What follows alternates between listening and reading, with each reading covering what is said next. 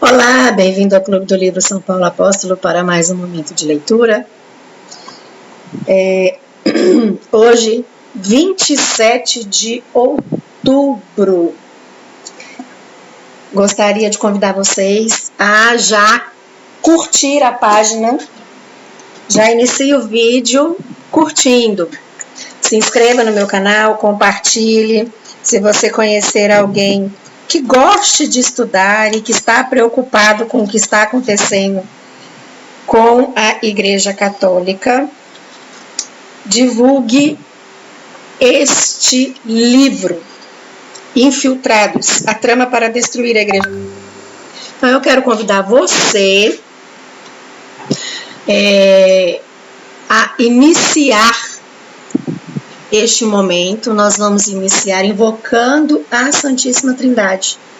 E nós vamos rezar também a oração à Virgem Imaculada para antes do estudo. Então, projetei aqui na tela para você acompanhar.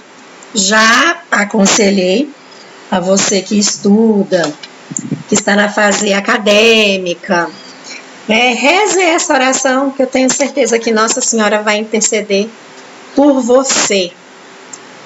Então, iniciemos invocando a Santíssima Trindade. Em nome do Pai, do Filho e do Espírito Santo. Amém. Oração à Virgem Imaculada antes do estudo. Debaixo do vosso patrocínio, ó Mãe Diletíssima, e invocando o mistério da vossa Imaculada Conceição, quero prosseguir os meus estudos e trabalhos literários e protesto fazê-lo principalmente a fim de servir melhor para propagar a honra divina e o vosso culto. Rogo-vos, pois, Mãe amantíssima, sede da sabedoria, que favoreçais benigna os meus trabalhos e eu, de boa vontade, piedosamente, vos prometo que é justo. Todo o bem que me provier dos meus estudos, hei de atribuí-lo inteiramente à vossa intercessão diante de Deus. Amém. E aí, seja muito bem-vindo. Eu peço que você realmente divulgue o meu canal. Nós estamos lendo aqui, o livro escrito pelo Taylor Marshall, Infiltrados, e hoje nós já vamos ler o capítulo número 21, a intervenção de Ottaviani contra o Papa Paulo VI. Eu creio que... Eu não sei para vocês, gente? Escreva aí nos comentários se vocês estão entendendo, se está sendo proveitoso essa leitura. Aliás, para mim está sendo muito proveitoso e abrindo realmente a mente para determinadas ações que estão acontecendo dentro da Igreja Católica. A gente sabe que isso não é de agora. E também não é a partir do Concílio do Vaticano II, viu? Como eu já comentei no início lá da leitura do livro Infiltrados, isso daí já acontece desde a Revolução Protestante, com a revolta de Martinho Lutero. O que está acontecendo, o reflexo que nós estamos vivendo, nada mais é do que simplesmente ter cortado o cordão umbilical com Deus, ter tirado Deus do centro, Jesus Cristo do centro, e partido realmente para o autossuficientismo. Ou seja, o homem acredita, na grande maioria, já dentro do próprio gnosticismo, que nós somos autossuficientes. Então, é só a partir daí que a gente vai entender e que a gente pode realmente nos tornarmos verdadeiros católicos. Foi nos tirado muita coisa. E lendo esse livro, nós podemos perceber que nós acabamos colocando em segundo plano realmente Jesus Cristo. E ficou a religião do homem. Até então, que se falava realmente na Igreja Conciliar. Comentei com vocês aí a respeito, acho que se eu não me engano foi no capítulo 18 ou 19, que fala a respeito do Novus Ordo, como que eles conseguiram reformar esse Novus Ordo, E aí a gente consegue fazer esse link da nova ordem mundial. Então vamos iniciar a nossa leitura do capítulo número 21. A intervenção de Ottaviani contra o Papa Paulo VI. Vou comentar aqui para mim. Quando o Novus Ordo Missae de 1969 de Buguigny foi revelado, o vigoroso missionário arcebispo Marcel Lefebvre reuniu 12 teólogos para estudar minuciosamente a liturgia. Liderados pelo eminente teólogo tomista Michel-Louis Gerard des Lauriers, eles produziram uma apresentação acadêmica para o Papa Paulo VI, intitulada Um Pequeno Estudo Crítico do Novus Ordo Missae. O cardeal Ottaviani e o cardeal Antônio Bach escreveram uma introdução a esse documento e apresentaram um estudo ao Papa Paulo VI em 25 de setembro de 1969. O dia da festa de São Pio X. Por essa razão, um pequeno estudo crítico do Novus Ordo Missae é frequentemente referido como a intervenção de Ottaviani. A carta de apresentação dos cardeais Ottaviani e Bach argumenta que o Novus Ordo se afasta da teologia do Concílio de Trento pelo texto e pela teologia e causará confusão tanto aos padres quanto ao laicato. Eles afirmam que o Novus Ordo da Missa anula as doutrinas oblacionárias, sacrificiais e sacerdotais do Concílio de Trento. Em outras palavras, a nova missa ensinada tendia ao protestantismo. Bom, eu comentei, inclusive, aqui, salvo engano, na última leitura, justamente a respeito dessa questão, né, do protestantismo ter entrado dentro da igreja. A gente sabe que tudo que a gente está vendo hoje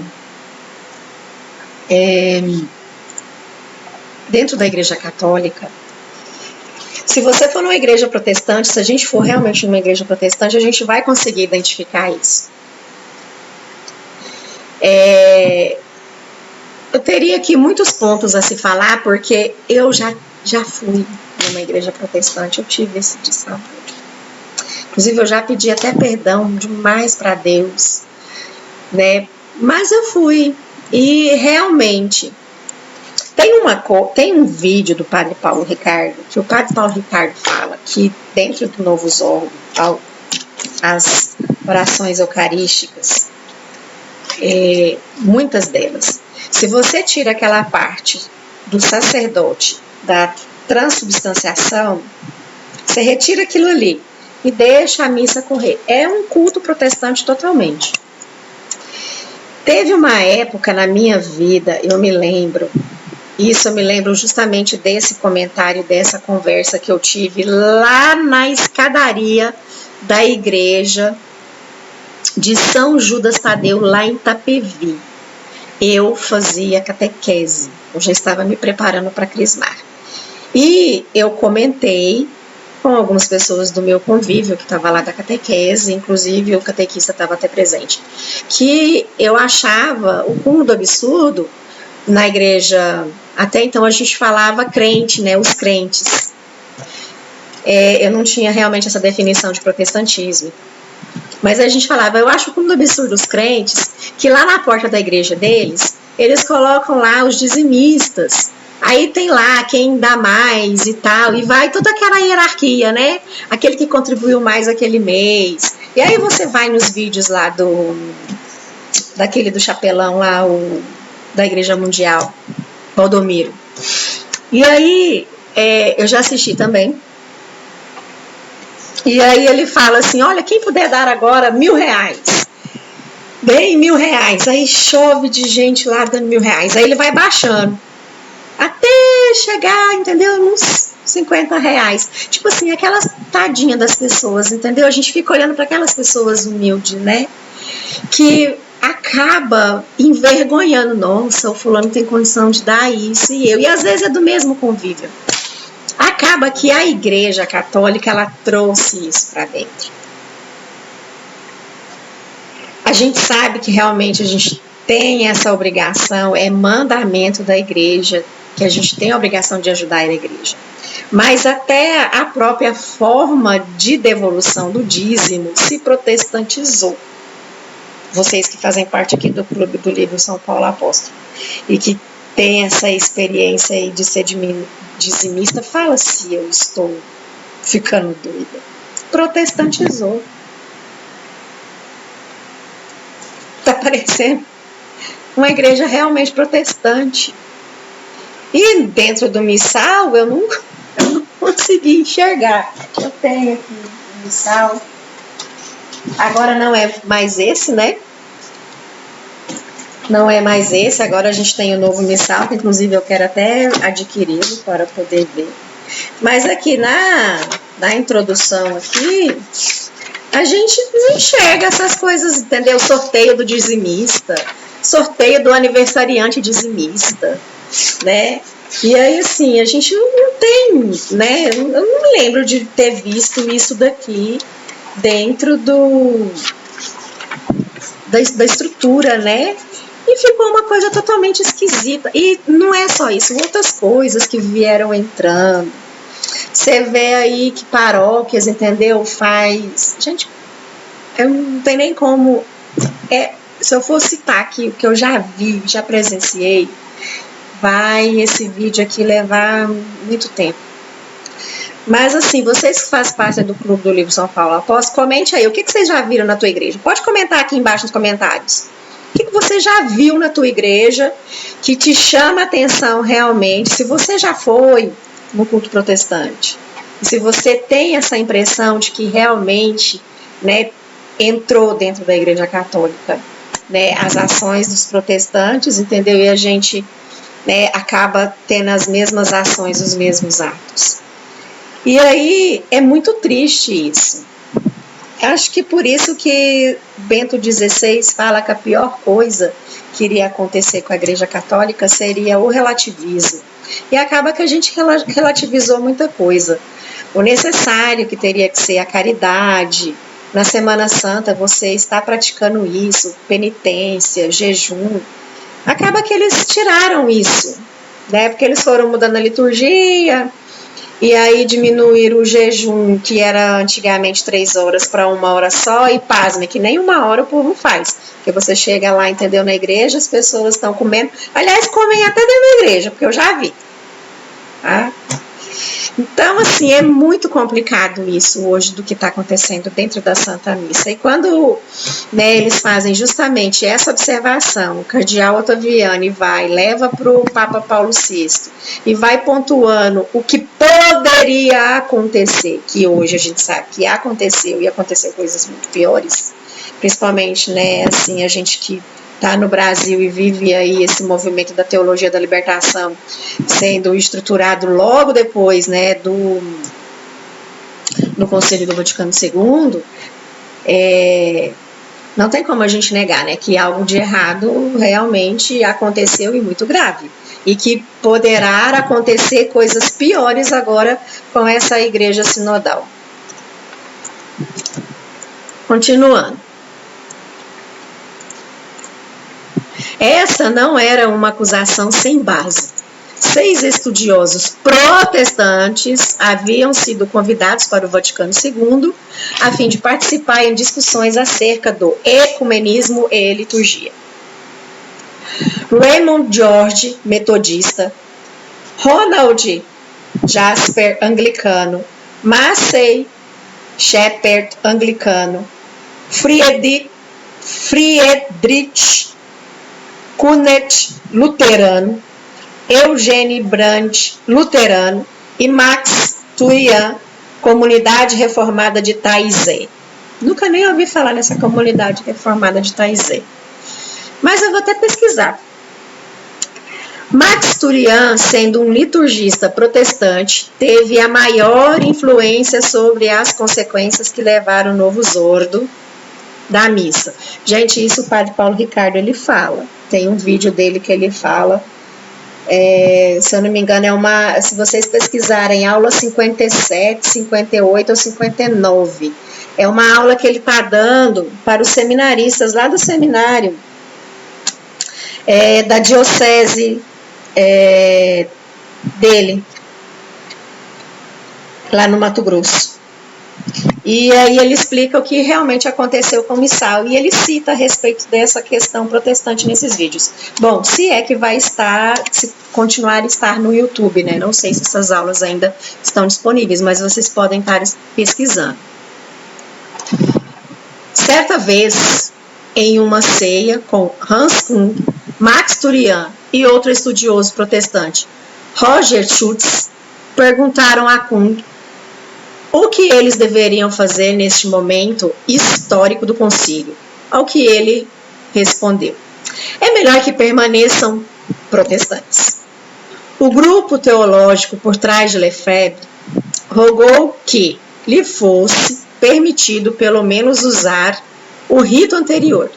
O objetivo era que essa apresentação ganhasse apoio e levasse o Papa Paulo VI a atrasar ou descartar os novos ritos de Bugini. E se a promulgação de fato avançasse, talvez um induto universal fosse oferecido àqueles padres que não quisessem celebrar o novo Zordo. Papa Paulo VI recebeu a assim chamada intervenção de Ottaviani friamente.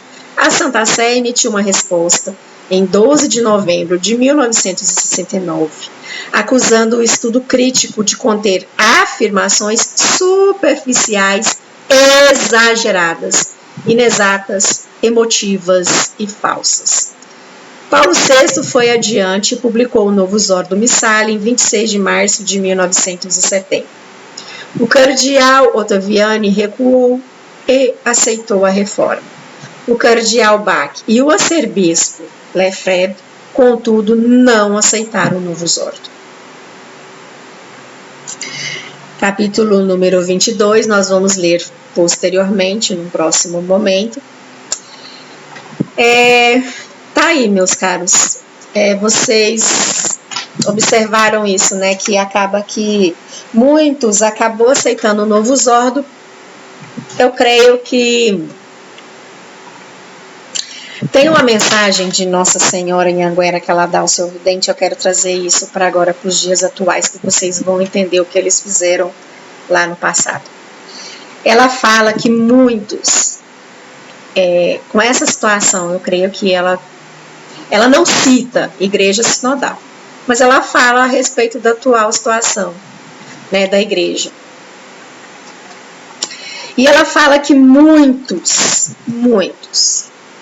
vão recuar. Quando ela fala esses muitos que vão recuar, são os sacerdotes, bispos, são esses que realmente fazem parte, né, do clero. Eles vão recuar. Por medo de perder aquilo que passa, eles vão perder aquilo que não passa. Não sei se vocês entendem. O que é aquilo que passa? É essa estrutura enquanto paróquia. Muitos padres não vão querer se contrapor ao erro quando se sentirem ameaçados de serem transferidos ou retirados de uma diocese. Eles não vão querer se contrapor. Ou salvo pela tanta chamada, né, que a gente vê, obediência cega, e aí vai aceitar esse erro da igreja sinodal, porque aceitaram a igreja conciliar. E aí a gente observa que teve muitos cardeais, né, e muitos bispos, juntamente com Dom Lefebvre, que eles começaram a fazer oposição, mas muito recuaram e acabaram aceitando. No fritar dos ovos ficaram só 2. que foi o Monsenhor de Castro Maia, aqui do Brasil, e Dom Marcel Lefebvre, que permaneceram realmente contra, não aderiram a essa igreja conciliar. Depois, posteriormente, vieram outros bispos. Hoje nós temos realmente já aí na mídia Dom Atanásio Schneider. Nós temos um agora bispo que ontem eu estava vendo no Centro Dom Bosco, lá do Texas, que inclusive está sendo ameaçado de ser retirado lá da sua diocese. Ele vai perder a diocese porque ele está se colocando contra essa igreja sinodal.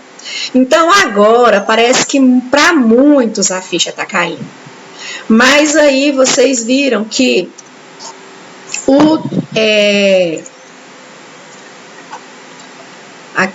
o cardeal Ottaviani recuou e aceitou a reforma. Por que ele recuou e aceitou a reforma? Por medo de sofrer retaliações. Muitos vão aceitar porque tem medo da cruz. Esta é a questão. Com medo de ser expulso. Eu não falo nem de excomunhão, porque a igreja já não excomunga nem os coisas, gente. Né? Como diz o padre Paulo Ricardo, que hoje a igreja há muito tempo ela precisa de mais excomunhões, não tem excomunhões.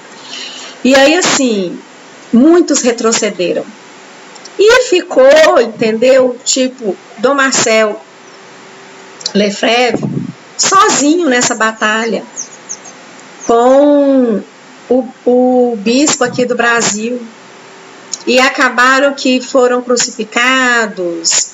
Eu não sei, eu não vou falar aqui para vocês se eles estavam certo ou tá errado, mas muita coisa que eles falavam quando eu vejo, que eu leio, né, principalmente pelo Centro Dom Bosco, Templários de Maria, a gente observa que a luta que eles tentaram fazer lá atrás, né, dentro do Concílio do Vaticano, dentro do concílio mesmo, e eles não foram ouvidos, e posterior ao concílio, né, muitos ficaram contra. E as pessoas aderiram isso daí por comodismo. Cardeais, bispos, todo o clero e até mesmo o laicato, os leigos, por comodismo. E hoje, quantas pessoas levantam a mão lá dentro da sua paróquia e consegue falar dentro da sua paróquia o que está errado? Eu mesmo, vou ser sincera, eu ainda não tive essa... Eu falo, não vou dizer que eu não falo não, eu falo para alguns. Né? Às vezes eu pego o pessoal do Ministério de Música, algumas pessoas que fazem parte da equipe de liturgia, e aí eu explico, né? Mas... e mesmo porque, assim, graças a Deus, a gente tem bons sacerdotes aqui na paróquia em que eu estou. Mas ainda assim, as verdades precisam ser faladas. E muitos acabam não falando. E os sacerdotes que falam a verdade estão sendo expulsos das dioceses, eles estão sendo mandados para fora. Aqui no Brasil nós já temos aí vários, inclusive até bispo que já está sem diocese, tá? Que por não aceitar. E aí nós temos esse bispo lá do Texas, a gente tem o Monsenhor Viganò, a gente tem aí alguns bispos, o cardeal Sara, né, que estão indo contra o que está acontecendo realmente dentro da igreja. Vão ter voz. Nesse momento, o que nos resta é buscar a verdade. Continuemos em oração pela igreja e fiquemos preparados, né, pelo que está por vir, porque vai vir uma onda e uma tsunami de coisas avassaladoras. E rezemos também, né, pela vítima daquela área lá do tufão, que aconteceu ontem Até então eu estava vendo no Instagram, assim, não relataram quantidade de vítimas, número de vítimas. Mas a julgar pelos prédios, né, e o estado que está acontecendo, de tudo que está acontecendo também, né, as áreas que estão tendo terremotos, né, rezemos pelas vítimas aí da guerra, desses conflitos internos, mas continuemos em oração pela Santa Igreja, porque lamentável isso que está acontecendo e que vai acontecer ainda. Mas a nossa fé é que as portas do inferno não vão prevalecer. Em nome de Pátria, de Filho e do Espírito Santo. E amém. Salve Regina, Mater Misericordiae, vida dulce et spes nostra salve. A te clamamos exules filii Evi, a te suspiramos gementes e flentes, in lacrimaro vale. Ea ergo advogata nostra, ilus tuus misericordes oculos a nos converta. Et Iesum benedictum fructus ventris tui, nobis pos hoc exilios tende. Ó clemens, ó pia, ó dulcis Virgo Maria, ora pro nobis Santa Dei Genitrix, udigne fictiamo promissionibus Christi. Em nome de Pátria, do Filho e do Espírito Santo. Amém. Que Nossa Senhora nos ilumine. Amém. Vejo vocês no próximo encontro.